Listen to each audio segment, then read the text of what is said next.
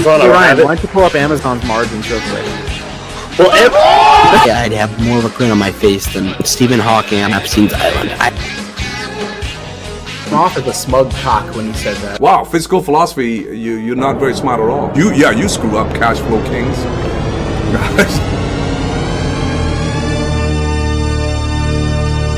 Dissector, you are an idiot. Hello, everybody. It is Saturday, and it happens to be Saturday, 8 p.m. Eastern. Now, Fiscal, it's Saturday, 8 p.m. Eastern. You could be doing a wide range and variety of activities that may or may not be accretive to your lifestyle. What are some of these things that you could be potentially doing that, let's just say, the viewers of this fine show are not doing? I mean, you could be cheating on Tony Soprano's daughter with the prostitute. I mean, Jackie Jr. Oh, R.I.P. Getting snuck up on by a ninja parade float in the ghetto. You never want to do that. Yeah. You could be doing fentanyl. Don't want to be doing that. No. You could be not using full and proper range of motion on your hack squats. That could be bad. That could be bad. It could be really bad. The amount of gains, and it's just endless. You could be not warming up before you start your heavy sets, and that's not good either. You can end up with a cramp. It's just that's bad. Yeah. Not accretive to your gains, that's for sure. You could be in the locker room at an LA Fitness and butt ass naked, but you're holding a towel in your hand regardless. It's just something you don't want to see. It's true. We've all seen it. We have all seen it. It's unfortunate, but we have. Yeah. Speaking of things that are unfortunate that we've seen, Evolution stock was down like 8% this week. Stock down, stock bad. But it's with no coincidence that we did this. We had this plan for a while. We had this plan for about like 3 or 4 weeks. The official Evolution Gaming Roundtable, where we are going to have 3 esteemed guests who are all Evolution bag holders. Very diverse cast of characters tonight. I look forward to it. Yeah. Welcome in everybody, though. We will allow our first guest to be added on. It is none other than the Evolution Gaming cult leader, Mr. Seymour Duck. Welcome in, Seymour. Hello. Greetings. Seymour, I've heard you sold it all this week. Yes, I sold all of Evolution. Yep, it's true. The stock was down. It was bad. Yep. That's Nah. Don't buy the dip, guys. Sell the dip. Yeah. Nah. I didn't sell. But I know a lot of people who did sell. Unfortunately, I don't know why. Because why would you sell at this time? I don't know. This is something you should have seen coming. So I don't know why you would have sold. You should have sold before. But okay. Yeah. Okay, our next guest out of 3, it is somebody who's not appeared on the show so far. It is Silverfinger. I believe he is a Swede. Hello, good evening, guys. Yes, I was right. Evening. Good evening. What time is it where you are from? It's 2 a.m. in the morning. Oh, I feel bad. Okay, you don't have to stay for the whole thing. You good 30 minutes, 40 minutes. We'd be happy. It's fine. It's lucky that's on the weekend and there's no work tomorrow. So, all right. 2 a.m. You could be doing a lot of bad things. Fiscal. He'd do well in Vegas. Yeah. Yes. And then our third guest is Fabio, but he's late because he's degenerate and Dave pumped this week. So yeah. All right. Where would we? I'm going to start with a simple question to everybody on this panel. Are you buying more, yes or no? Fiscal, you want to start? Maybe. I'm thinking about it. It's a yes or no question, Fiscal. Yeah, I can't give you a yes or no answer on this one. Oh. We have channel members who pay hard-earned money, and you can't give them transparency. It's unfortunate. I know. Seymour, yes or no, are you buying more? Yes. Silverfinger, yes or no, are you buying more? It's difficult. I'm now slightly in the red. My buy-in earlier was around it's in euros. Sorry, 63.50 euros. So it's getting interesting again. I have some other green positions I'm thinking about selling, but I'm not quite sure yet. But it's more of a yes. Do we want to all discuss our allocation too as well? I don't think we've said all of our allocations yet. I'm currently at like 7 or 8%. Oh, I forgot. I didn't even answer my own question.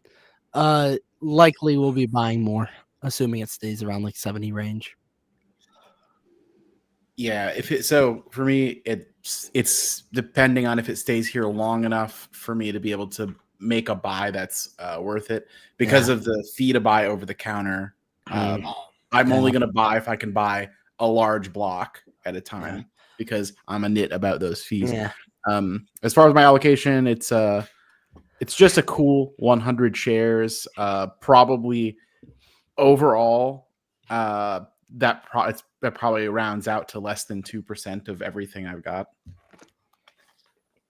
Okay. Well, you were saying that Fabio joined looking like a frat brother from a 2010s movie. Gotta change our uniform a little bit then. Yeah, if we're going shades, I might have to throw them on. That's what I thought we had to do here. That's true. It's the dress code. It's a fun show.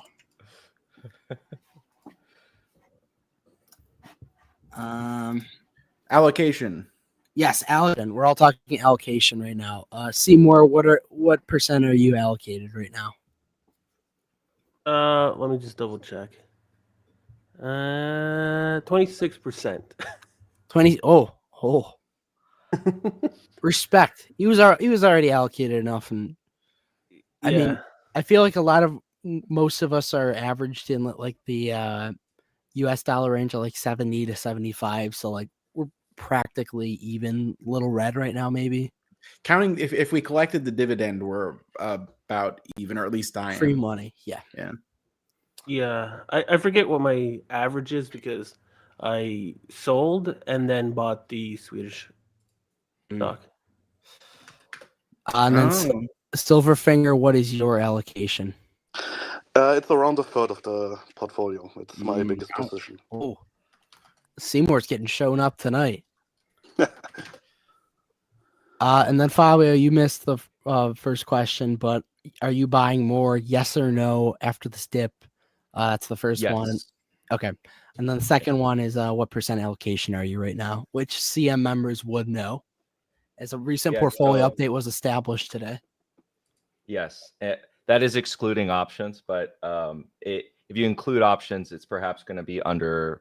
I have the pie chart here. It should be under about 5%, about 1,350 shares to be exact. Mm-hmm.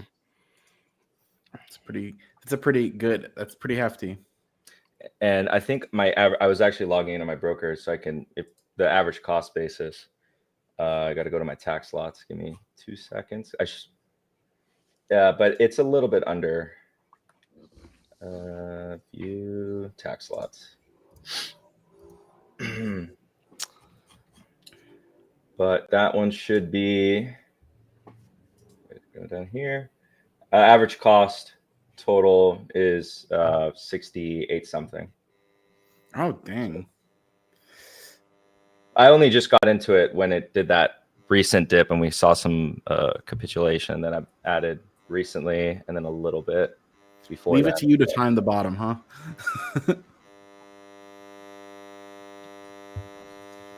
Yeah, I should only be, well, I'm only up like 2% now or something like that. Close to that. I don't know if I'm excluding the dividend. Is we getting feedback? Something. I think it's Ryan.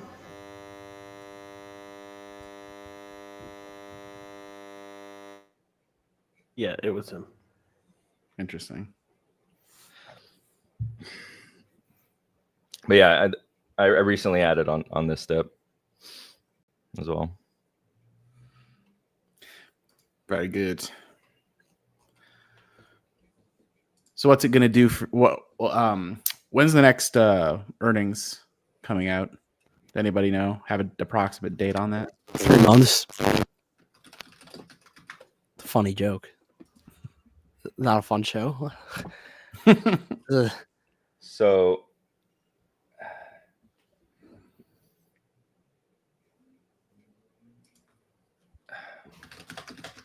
are we still getting the feedback? I think it's gone. At least for me. I think it was me. I low-key had another tab open. Okay. Yeah, I was checking my stuff to see just in case. Next earnings, February 5th, right? I think around there. Yeah, that's what I'm seeing right now. Early February.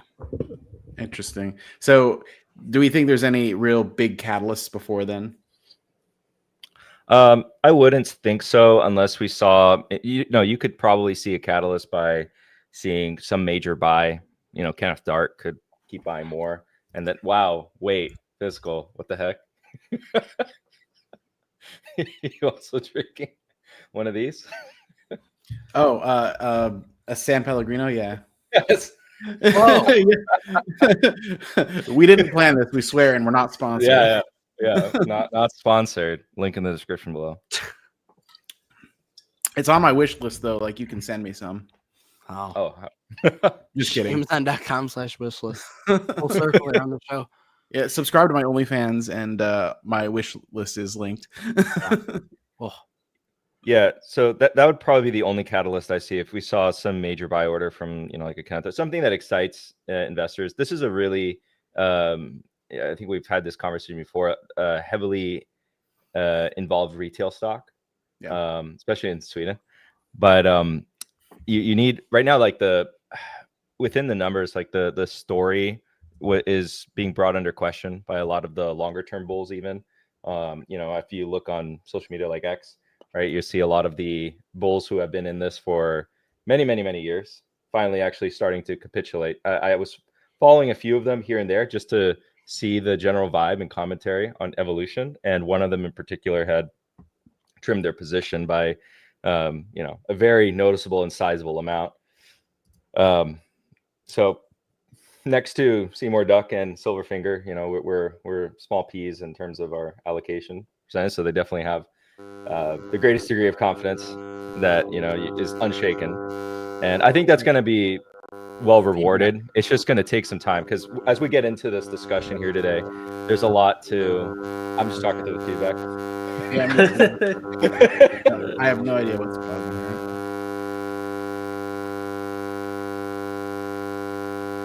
We start dancing to it.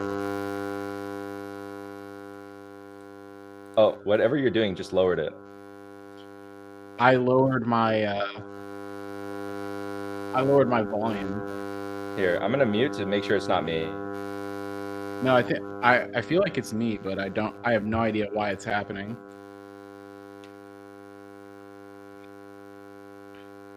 Your microphone, is it close to the wire itself? Unplug it and plug it. Oh, it could be the wire. Maybe. Yeah, usually that sounds like it's coming from the wire. No, I think it's Ryan, because you can't even. Oh yeah, we can't even hear you, Ryan. Mute yourself, Ryan. Yeah, it's Ryan. No, Fiscal, it's not you. It's not you, Fiscal. Unmute yourself. It's okay.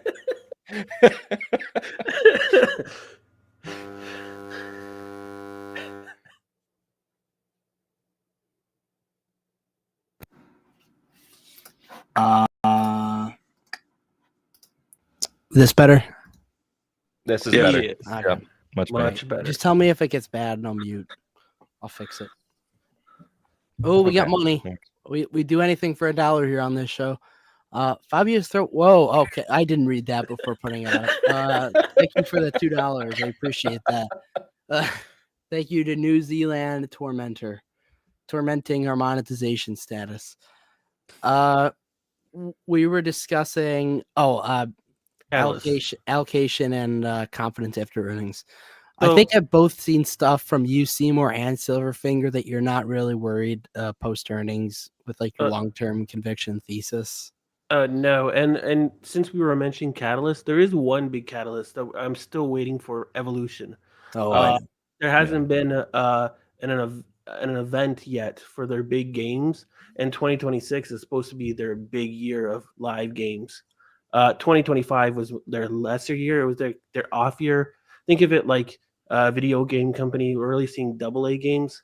2026 would be their AAA games release date, and Todd, the chief product officer, hasn't released a live event for it yet, and I'm waiting on that. I missed those. Those were the days where you got really good stories coming from him. So hopefully that's one catalyst I'm waiting on. Mm-hmm. I honestly expected that the reveal of Playtech being behind the smear campaign would be a big catalyst. I followed the stock that day, and I think it was lunchtime, and Evolution was actually negative, and Playtech minus 13%. I think they were halted from trading, but that surprised me that even that after all those years, finally we know who it is. Still, the stock trades negative. I think Evolution suffers from a very bad momentum currently, and we have to wait it out. And I think until Asia and Europe all go back to growth again, the stock will trade sideways, sadly. I don't know if I'd be sad. I mean, they could buy back shares at these prices. If you're like, unfortunately, I was kind of discussing it the other day in CM, but the buyback laws are not the most favorable for if you want to purchase. It's what is it, 10% of the daily trading volume fiscal? Yes. Swedish laws. And yeah, so I'm just happy it didn't make like an immediate 10% recovery after it went down. So sure, it sucks that stock bad,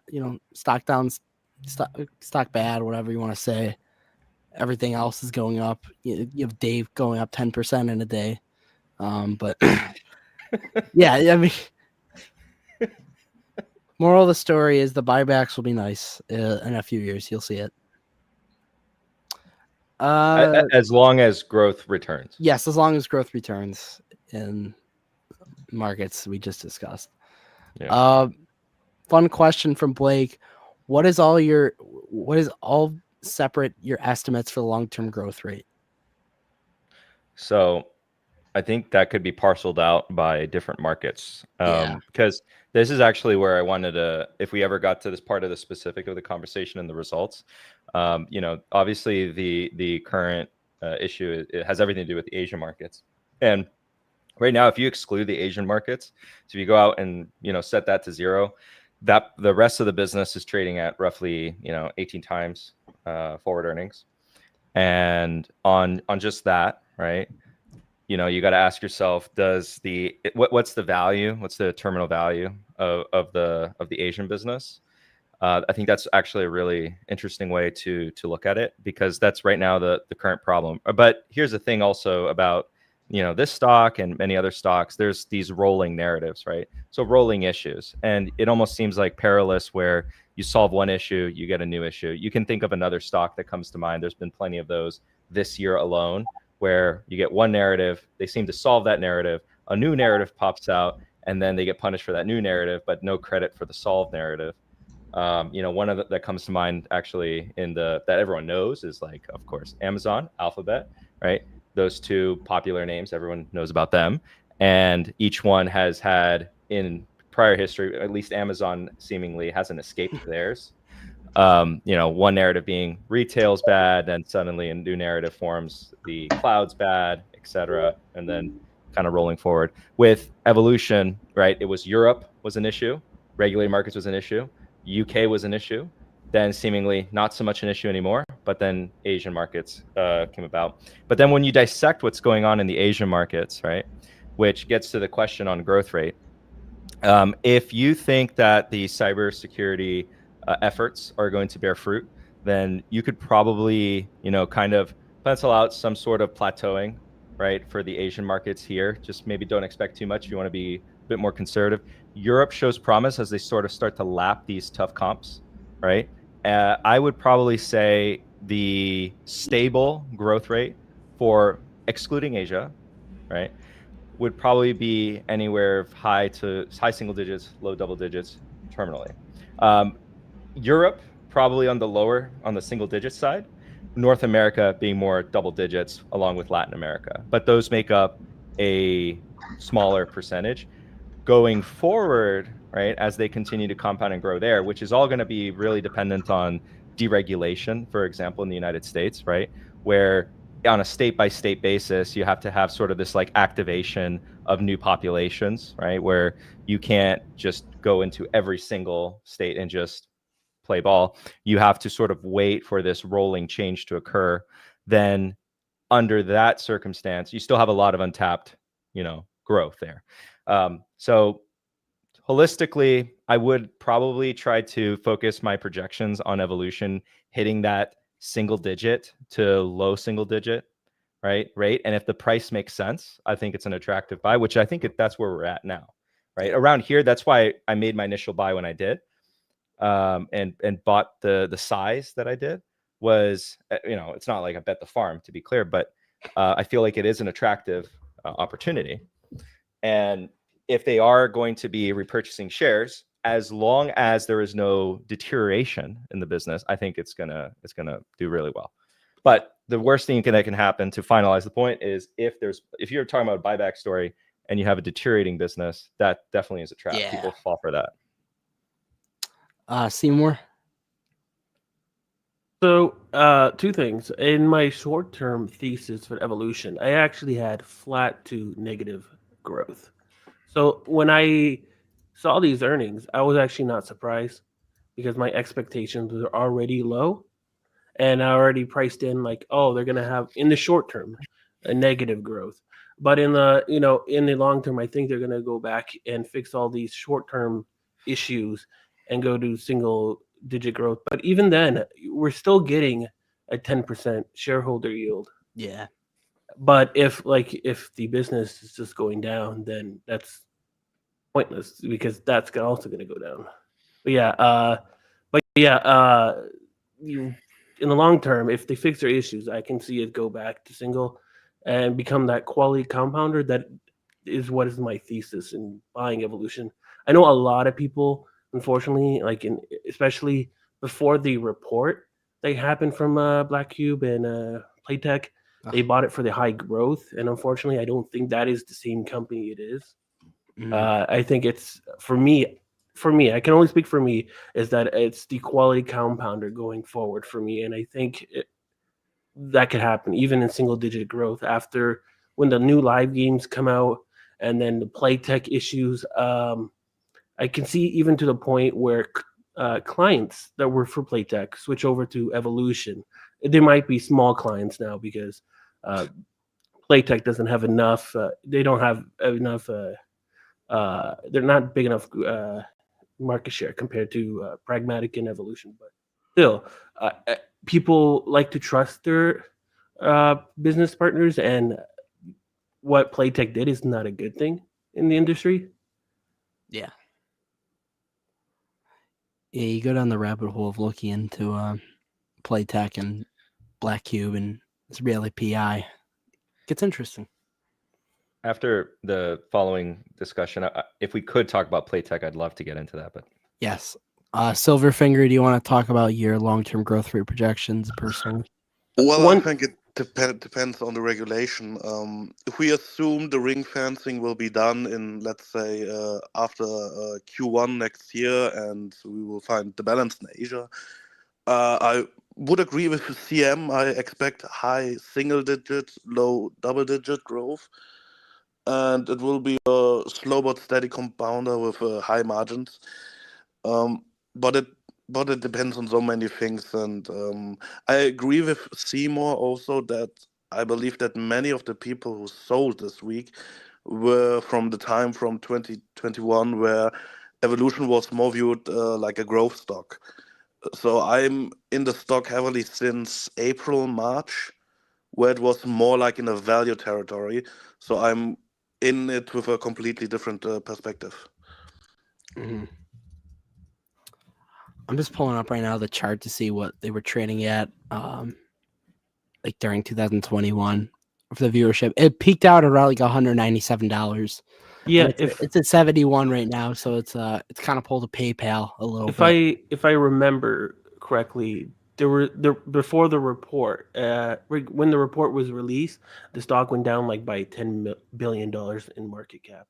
And yet now, once we're getting all revealed and the courts decided, Evolution didn't do anything wrong, the stock didn't even go back up on positive news. Yeah. But yet Playtech went down like 25%. Yeah. Fabio, the discussion you wanted to bring up. Well, with Playtech, so I have to do the disclosure of we are short Playtech, but one of the things about Playtech was fascinating, right, is they did some interesting business move, right, that maybe you are or aren't aware of it, but they had sold their more attractive parts of the business and paid out a very hefty special dividend a while ago, a little bit ago now. Yeah. So implying, right, this implies the management at that time had some fear in the coming future that something was going to occur. That thing obviously is what we saw now, because now what is left of the business probably will not survive the lawsuit, if we're being honest. And it's like the equivalent of like, let's get as much money out of this now, right, while it's still here, and separate it from the main business that will take on the liability within this lawsuit. Because I don't think for the damages that Evolution took, and Evolution, I have confidence, is going to be able to prove, right, given the evidence that we have so far. But of course, something could happen. I don't know. But for now, I continue to believe that is the case. Then Playtech would have to pay damages to Evolution, which I don't think they would have. But just them doing that when they sold their assets for a nice special dividend, which was equivalent, I believe it was, I don't have the exact numbers in front of me, but you can look this up. The audience can look this up. It was a pretty sizable amount of their market cap that they paid out. The stock was around €9 and they paid like 570. It's there you go. crazy. Yeah, half the company they got out basically, and you know the management's like, oh no, nothing to see here, no, this, of course, it's business as usual. You're feeling right? generous. Yeah. It screams that they knew this was this was an eventuality. So yeah, I think that another thing about Evolution really that is kind of more impactful for them in the Asia business, kind of like a side note, is with their crackdown on cyber. There's been and the CEOs talked about this, where they found, quote, I'm quoting him a little bit here, or paraphrasing, I should say, they found a balance towards the end of the quarter. So it's kind of, you have to trust them on that. But what they found was their crackdown was having a negative impact on actual customers. Why is this? Well, within Asia and these unregulated markets, it seems that a lot of and they spoke about this, that their own customers are kind of mix and matching. They're stealing some, and then they're legitimately paying for some to make up for the margin loss that they experienced in the changes in those markets. So, so when they crack down on that theft, right, they're also cracking down on their customer. So this is, and another thing, I think we forgot to mention this, Evolution still grew on a constant currency basis. The euro in particular was pretty strong to a lot of these Asian currencies.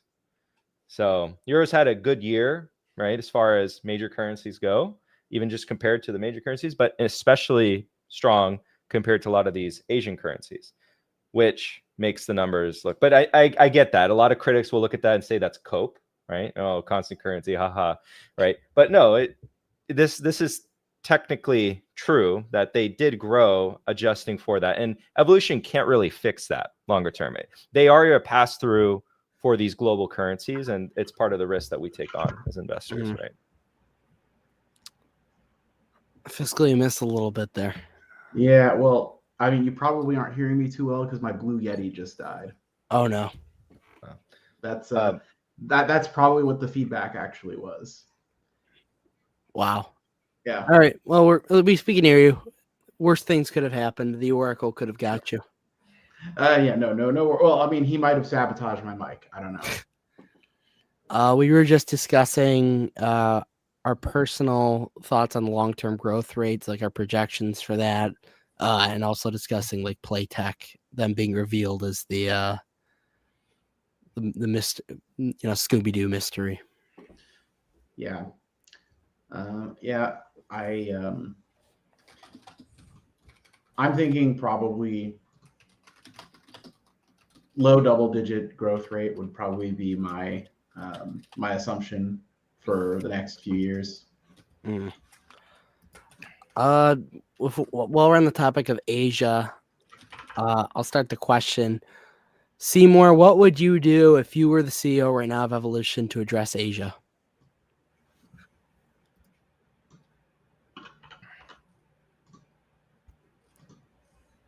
Mr. Duck? This is not good. Oh, maybe his Blue Yeti died too. All right, Silverfinger, what would you do if you were the CEO of Evolution, or just generally to address the troubles in Asia currently? I actually think that the management's doing a good job. It's difficult, and it's like CM explained.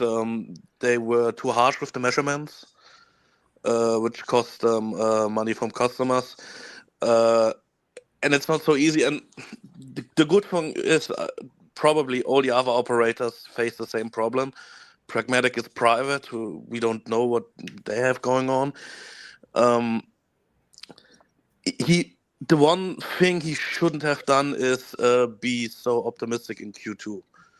He excused himself for that, but I think many were disappointed because he sounded like Asia is done and we fixed it, and now it's Q3 and it's the same problem all over again.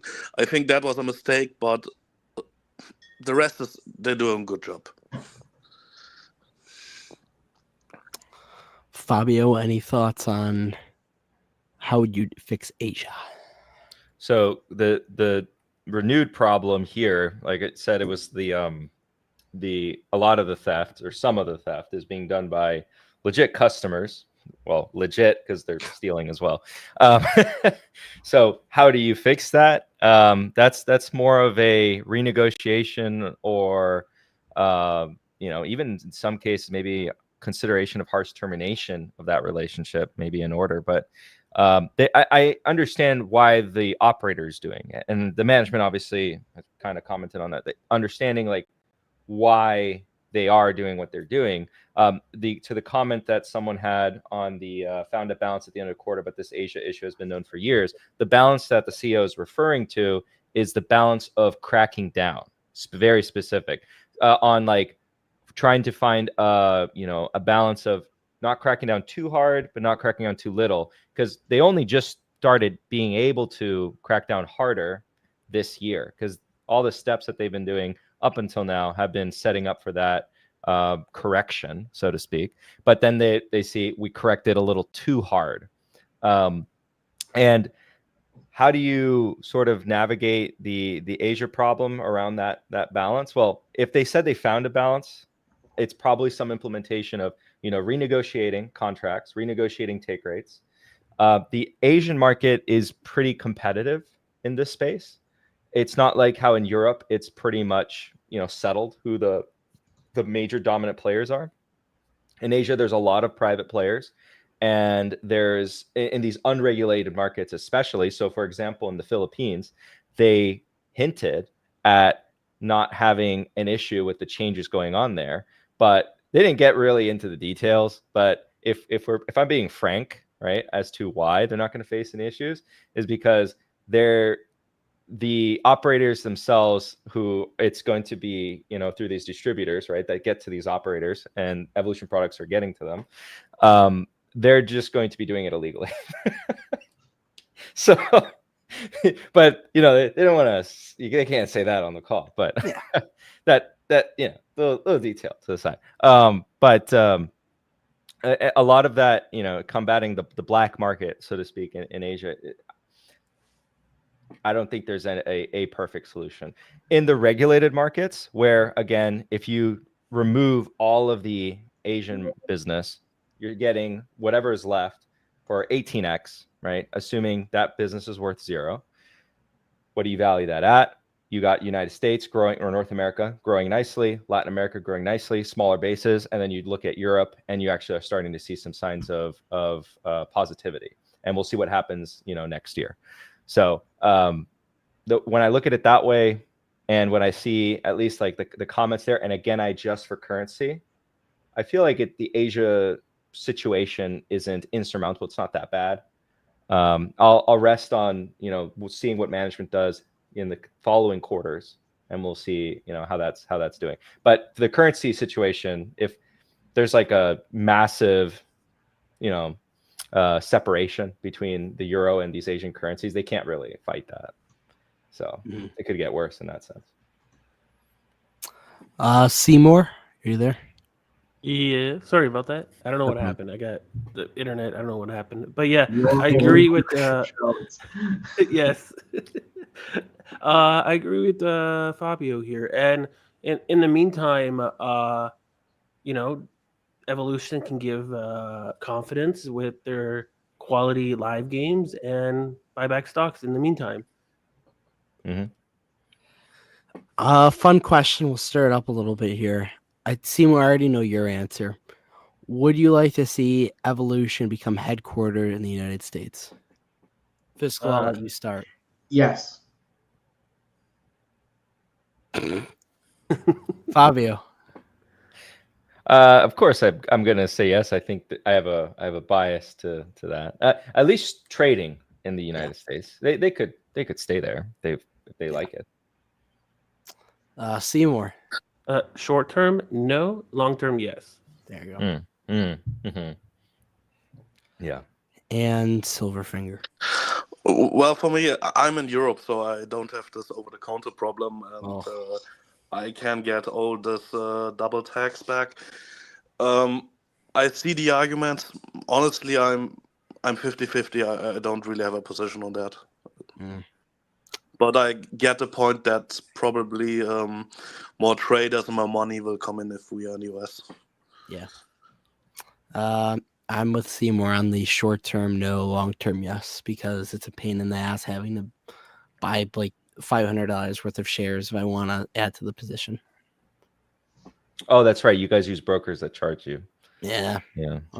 Schwab buffoonery is what that is. Yeah. Hey, Schwab wasn't buffoonery earlier this week, Fiscal. Hood was down as far as I'm concerned. Yeah, it's true. Although Hood was the only one down. Yeah. Of the too bad. Ones. Yeah.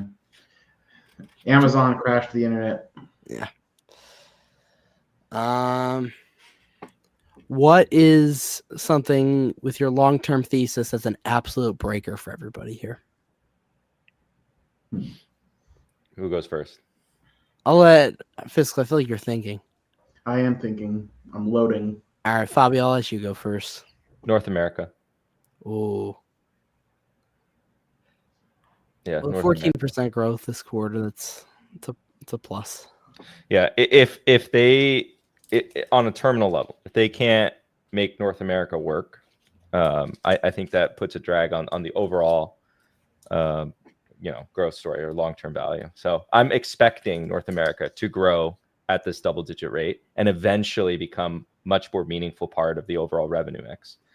But if I think, for example, for whatever reason, that North America, like if tomorrow they did something that the United States were to punish them for, like let's say, I'm putting a low probability in this, but let's say Black Cube accusations, which were, I went over like logically why they're unfounded. I think last time we had this conversation because it just doesn't make sense. But let's say they did do something like that for whatever reason, and then they broke sanction laws of the United States, and the United States just kicks them out, says you can't even play here anymore. I'd probably cut the loss at that point. Yeah. All right. So yeah, Black Cube, the Black Cube thing, if it was true, which probably isn't, I would agree with that. And then I think like a real threat from a real threat from a competitor. Maybe their moat comes under threat. Like that might make me rethink things a little bit. I was just about to say that. Yes. Yeah. But like nothing that's like that looks like it's happening anytime in the near future at this point. So yeah, I feel good. I sleep just fine at night with this stock. For me, it would be if we see a reversal in the trend of legalizing iGaming. So currently, every country and state continues to legalize, but who knows, maybe we see a completely change. Europe starts a complete ban, US stops it, but I don't think this will happening. And the second one was actually the same thing Fiscal said. If Evolution's games don't matter really anymore, they lose market share, they're not popular anymore, this would be the second reason. I would say like if the game quality like significantly deteriorated. Kind of building off that. It's same here. But the thing is, their competitors are copying games that were released years ago. Pragmatic right now released a new game called Money Time, and it's a blatant copy of Crazy Time. But it's like, well, Evolution's already like 5 years ahead of you. They're 10 steps. They're already releasing. They're going to release their new Crazy Time in 2026, and games with license with Hasbro with Monopoly, which is like the Mario mascot of gambling. And Pragmatic doesn't have that. They're already way behind. Yeah. That actually, I think Seymour and I have discussed on this.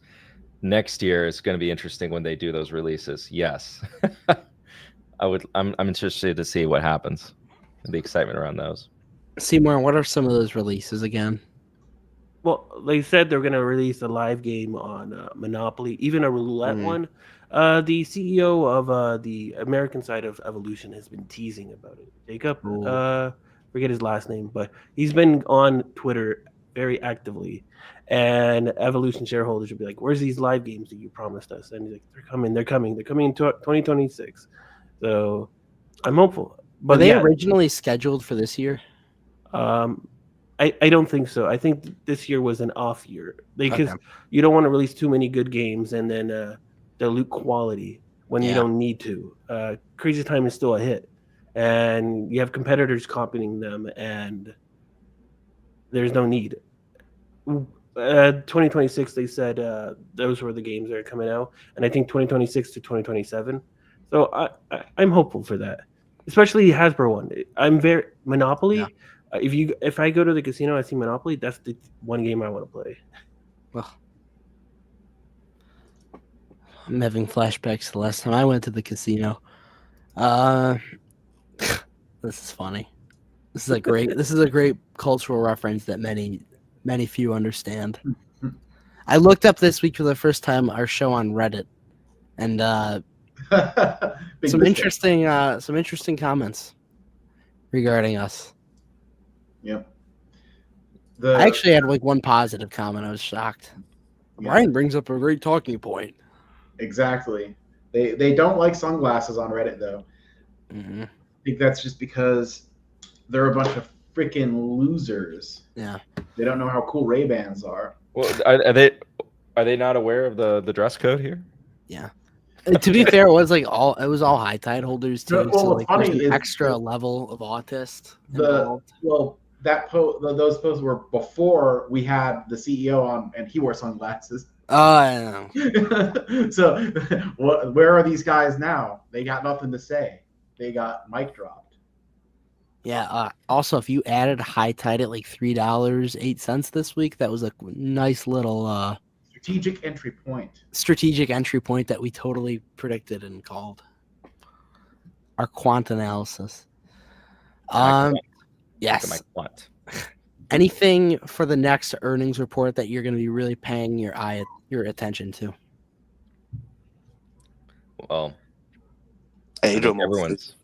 Yeah, I think everyone's going to be paying attention to Asia. Besides Asia. This is it will be Asia, the closing of this one acquisition they had.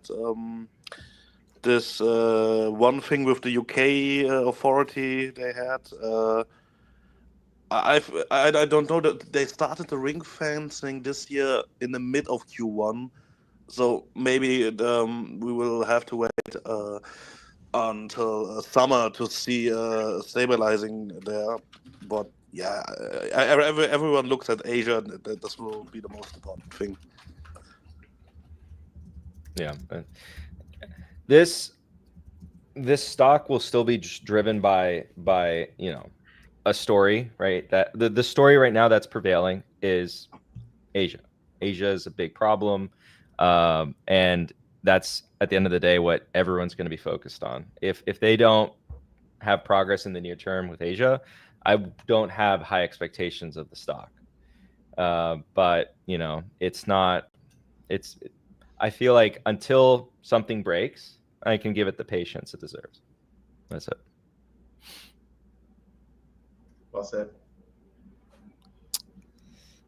All right.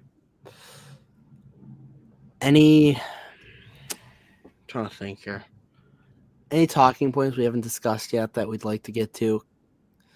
Because I want to kind of circle around back to Black Cube and Playtech. Let's see. I mean, the following point is more so an obvious point. Oh no! What? $10 donation. This is no dancing. Needed only music. Why would I want to underperform? Oh no! And purchase EVO. This guy won't stop. He requested music, so we'll play it a good 5 or 10 seconds. So here we go. No dancing. Round two. Here we go.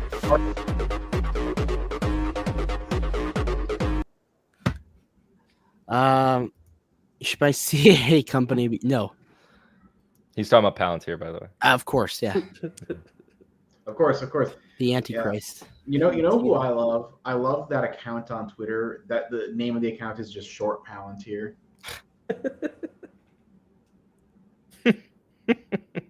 Seymour is a big fan of Palantir and Robinhood. Yeah. Seymour, I've heard you've been really impressed by Amit's Substack. No, not really. No. No, definitely original thoughts. It's definitely not AI generated at Hope content. It's too much vibe investing. I can't deal with it. We need the regards to enter evolution. Okay. Well, the regards probably won't enter evolution anytime soon. Yeah. You can't buy it on Robinhood. That's a problem. Yeah. If you want the regards, you gotta be where they're at. Hugo, thank you for the $10, though. We appreciate that. We're burning money. It's gonna go into my microphone replacement fund. CFO abruptly resigned with no explanation. Is he talking about evolution? I think he's talking about evolution, and I believe that was along the lines of right before they had the issue with the UK. Is it not? Am I misremembering? Yes. It was earlier this year, January, February. And to be clear, it was a disclosure issue that they then had in Sweden. So there was they apparently fumbled a disclosure law, right, of how they had to have reported it to shareholders, and the CFO resigned under that circumstance. So easy to connect those dots. No explanation per se. I guess it wasn't the CFO saying that, but that is I think the 2 and 2 together. Yeah. Do we want to discuss Black Cube? Mm-hmm. Who owns Black Cube?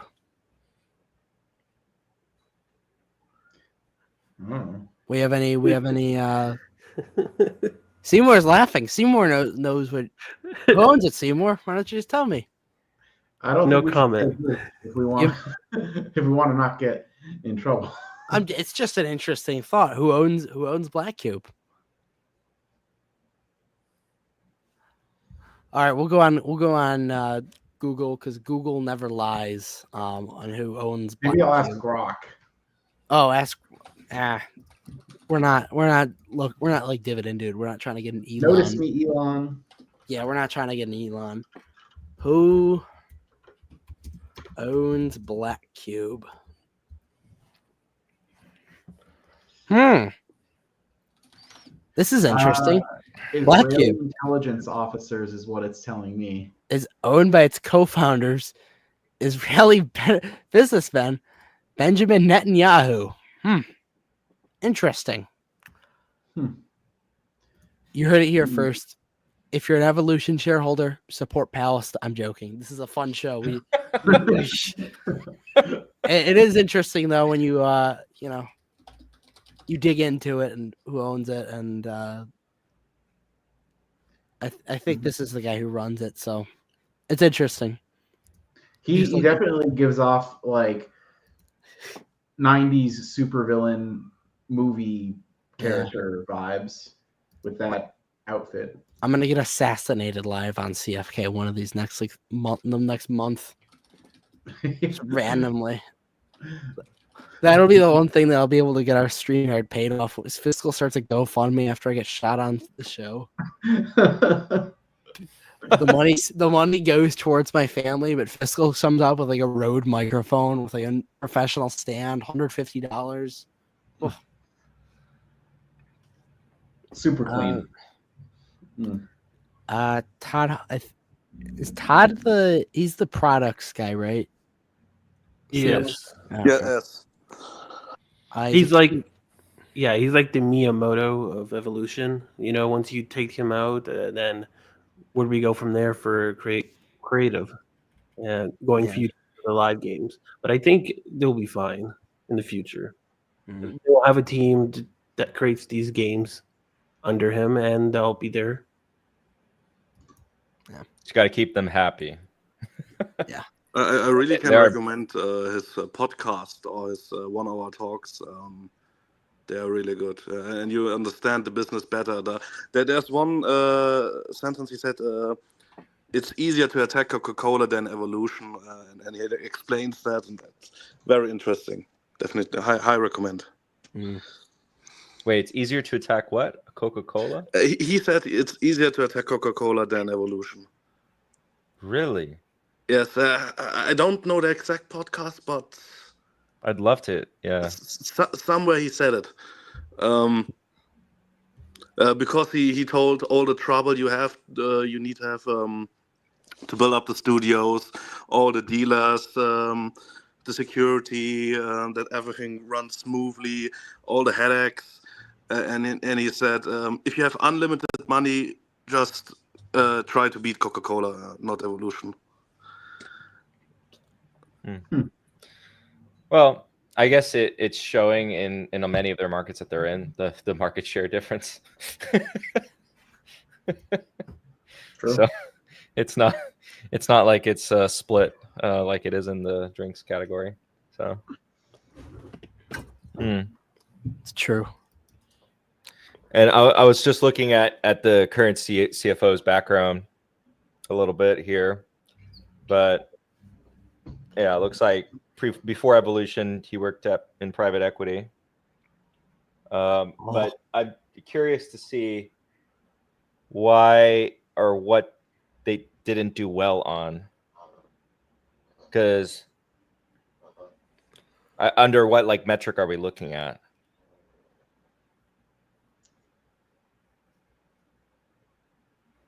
I'm not saying you're wrong. I just want to know, the private equity firm he was at, they blew up. They didn't. They're still around. It's Slato, and he was there from 23 to 25. Then it looks like before he was at Sint Group, and it looks like he enters a role where they're going through like an expansionary phase, which to me kind of seems like, well, North America, what are they doing there? Growing, yes. So they're a grower, not a shower. Gotcha. Yeah. And they're really like a happy medium, I think. They're growing somewhere in there. Right now, big picture, it doesn't look like they're growing, but yeah, somewhere in there, they're growing. Yeah. Ignore Asia. Yeah, but I'd say to kind of summarize it all is Evolution Gaming right now you're trading at 10 times, or actually it's like 9 point something times forward, and you still have no debt on the balance sheet, good amount of cash, very shareholder-friendly policy, returning tons of capital to shareholders, dividends, buybacks. I would have preferred, of course, only buybacks at these prices at least. But we can't be perfect. But I'll get what I can get. There are risks, absolutely, but removing, let's say, one of the most troubled markets of all, and just focusing on the markets that are actually really attractive. Think of it that way. I actually really like to, again, like I said before, I like to think of it that way. In this case, what do I pay for I'm paying 18 times earnings for North America, Europe, Latin America. And then what is the value of Asia? Can they fix Asia? But if I rate it off to 0, what am I paying for? But I'm in real terms, I'm paying 9 point something times. You really don't need much growth for this to give you good returns, and then if they do end up growing, you could get pretty impressive returns. Yeah. Do we all want to, or actually, Seymour, do you want to recap a little what happened with Black Cube back in like August? Oh, it's an interesting talking point.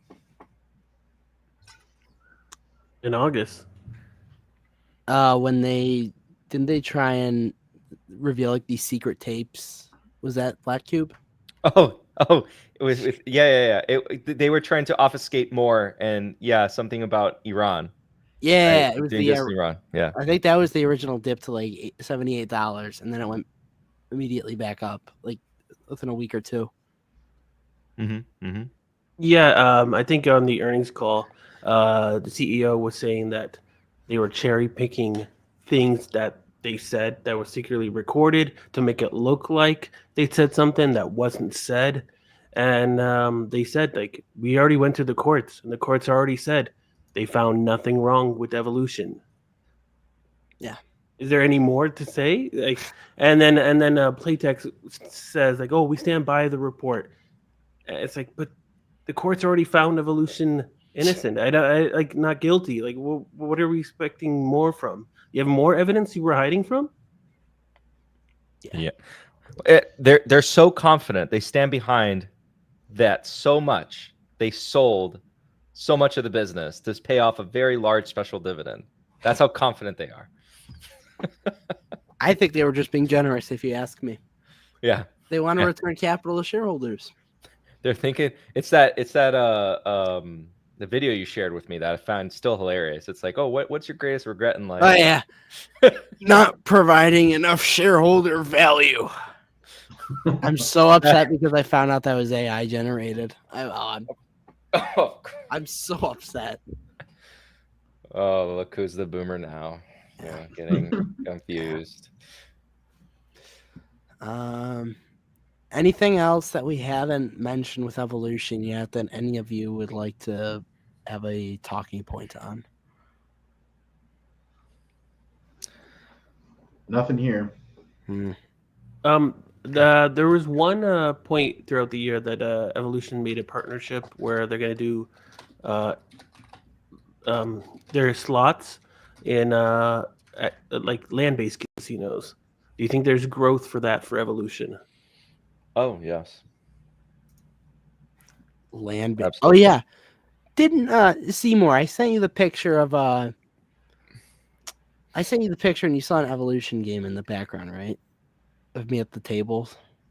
Oh yeah, it's probably the wheel. They own DigiWheel, and so a lot of the land-based casinos license that from Evolution. I always send pics of their ads when I'm in the Philippines because they advertise heavily there. Yeah, I think that's just another interesting. Like they're stepping on now Light and Wonder's turf more. And I should not have to say it, full disclosure, we're short Light and Wonder, but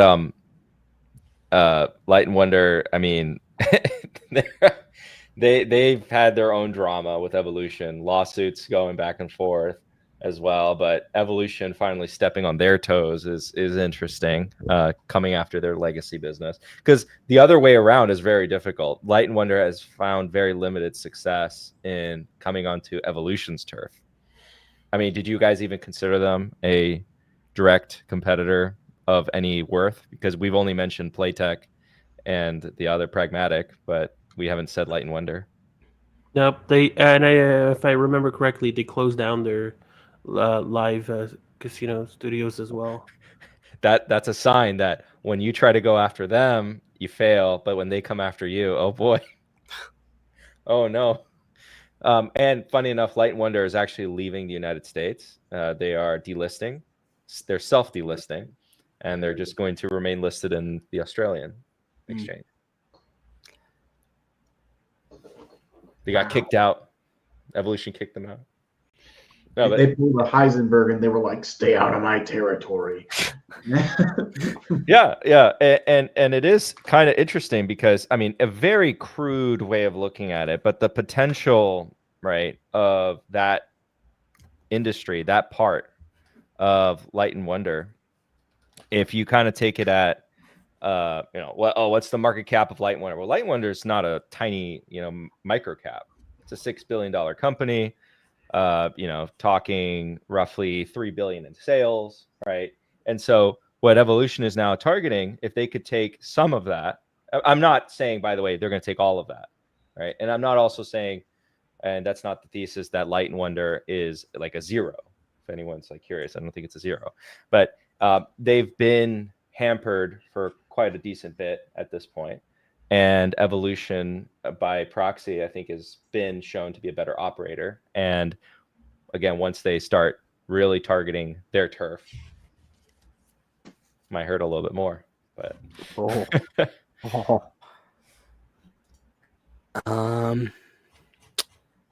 do we have any?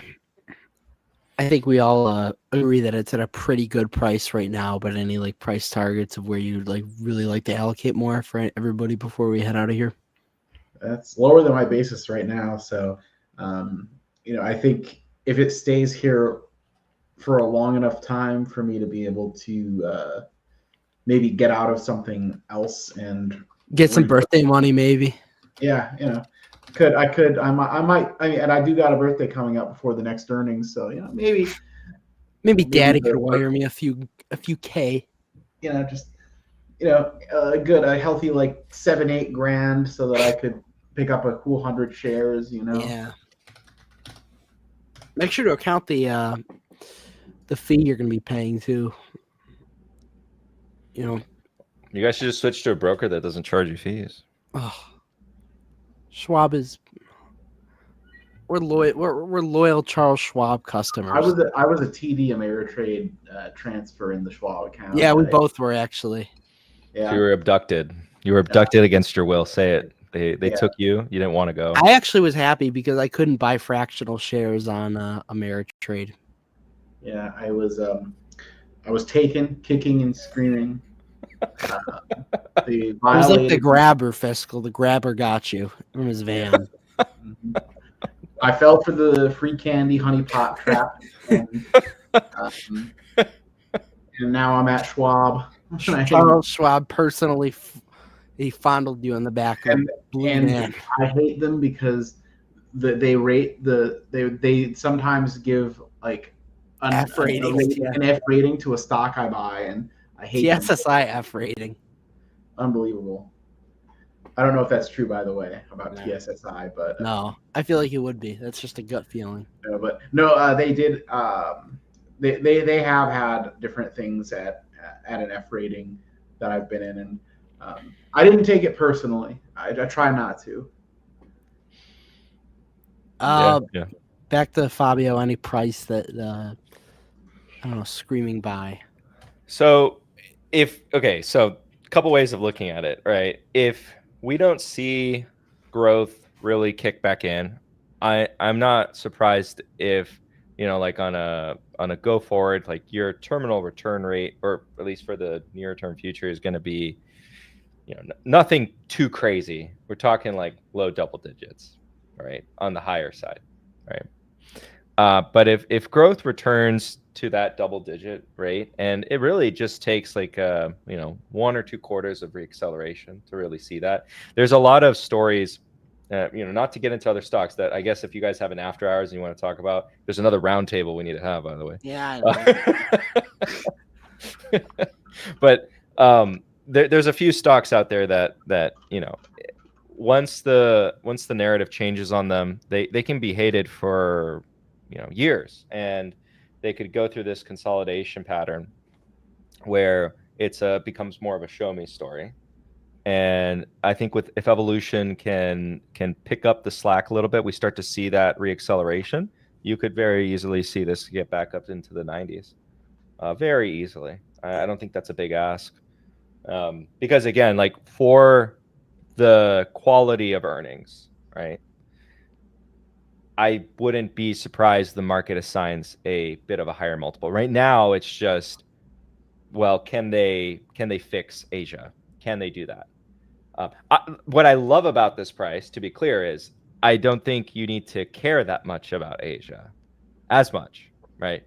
It's nice. It's very nice. And if they do, great. But this could actually work longer term if Europe doesn't, if Europe goes away, it's over.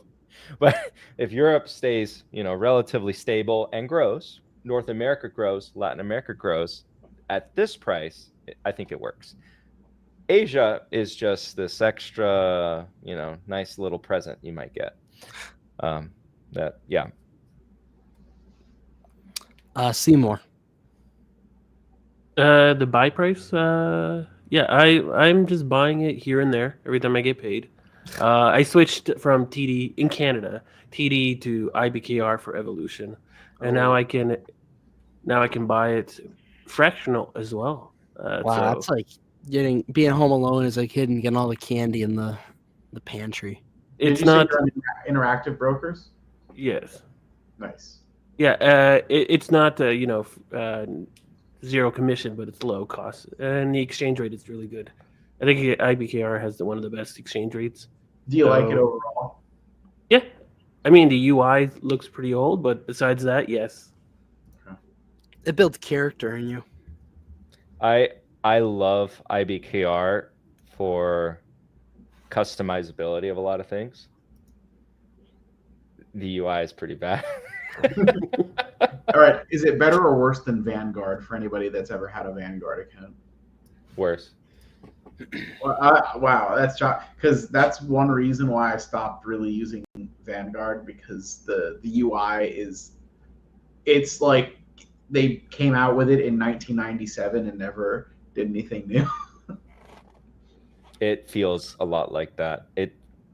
It's fast, right? The responsiveness is fast. It's just not appealing to look at. Too many, things to click on. But once you're used to it, I think it's fine. The app is good. I can't complain about the app, and you can basically do everything on the app. So, yeah, they get all right. They get some points for that, then, I think. Yeah, app really good. And like you have access to every market pretty much. Yes. Whatever you want to buy out there. I think it's the best broker if you want international companies. And you can buy the actual Swedish shares on there. Yes. Nice. Yes, like even Swedish shares, Japanese shares. Like my broker wanted to charge me $180 commission if I wanted to buy the actual Japanese shares, but yet I switched and I'm like, I'm paying less than $1 commission now. Yeah, nice. And Andrew, he's in chat. Like he loves about IBKR, right? When he's doing his shorts, you're paid to market make, essentially. You're paid to provide liquidity, and in some cases, when a short is easy to borrow, you are compensated at whatever rate. If it's not hard to borrow, to be clear. But there's a lot of like a nice little added features that IBKR has that other brokers don't have. But one thing that Schwab has, but this is like do you take advantage of it, is like there is like status bonuses with Schwab, with Bank of America, and with Chase as well. But is it worth it to you as an individual? Maybe not. Because with Schwab, you get that statement credit with the Charles Schwab Platinum card, right? After 100,000, then it's $1 million, then it's 10 million. But does that matter? And then for Merrill, they have their own. For Chase, they have their own. but IBKR has got everything you could ask for. And I think the desktop, not the trader workstation, but the desktop, because I know they have two things, right? The funds don't have access to the desktop. We only have access to trader workstation, but they say they're working on getting a trader workstation for funds. A desktop for funds, because the desktop is supposed to be nicer, the UI. But the trader workstation is that UI that's kind of like, and then the online web browser is also meh. But again, just if you're using the app, phenomenal. It's good. It's good. And Silverfinger, a price where you think it's a juicy buy. Well, I'm biased, of course. It's my biggest position. I think I will assume that they will resolve the Asia issues, that Europe will regrow again. And I would say that currently those are good prices. It's where my buy-in is, and I highly am considering buying more. No financial advice, of course. This is a fun show, not financial advice. All right, come Monday, I'm buying on those Yeah. words. No, yeah. We will do the PayPal roundtable sometime November. After the Can year. I make you? We got to get a few more investors on. If you have any thoughts, send them over.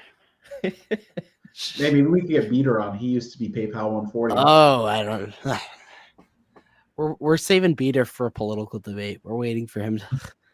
It's gonna be episode 200. Reports the 28th, so we could do something. Oh boy. Okay. All right. Noted. All right. Thank you very much to everybody for coming on. Please promote everything. You know, some of us have a hedge fund, some of us don't. Promote anything. Fabio, you go first. No, not to promote it, but that for disclosure, yes, and everything I said here is my own opinion, not the opinion of the firm, etc. And this is just for fun discussions and the like, not financial advice. And all investing carries risks. Please consult a financial advisor. Investments carry risk. You may, in fact, lose money investing. I may or may not exit all positions I've discussed today come Monday or any day afterwards. Memorized. No, it's not memorized. That's bastardized, but paraphrase to get the point across. Yeah. There you go. Find him at Capital Mindset on Twitter. Seymour, where can the people find you? Apparently, I have a show on Orange Grove 55 called The Duck Pond. You can find me there. Allegedly. Are the rumors true? Yeah. We talk about K-pop, anime, and corporate talk. And also, you can find me on X at Mr. Seymour Duck. Yeah. They talk about why Disney went woke.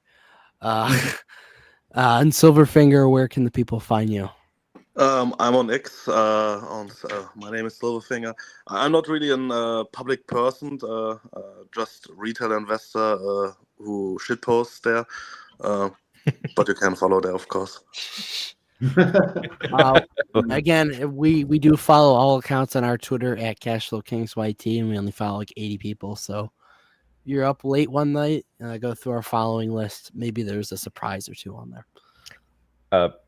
We could get Dan on for PayPal. Oh yeah, we could get Dan. We could get Dan on. Is he a bear?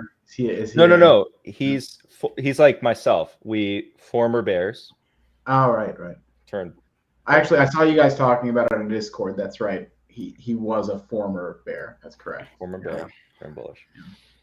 All right, look out for the PayPal roundtable next 2 to 3 weeks. It'll probably happen. Probably again 4 or 5 of us on here just talk about PayPal. Fiscal owns any I don't for full disclosure. All right. Thank you all for tuning in. Stop it, Dan. Smash the like button, subscribe, do dividends, stocks, not drugs, and of course, cash flow is king. Oh, yeah.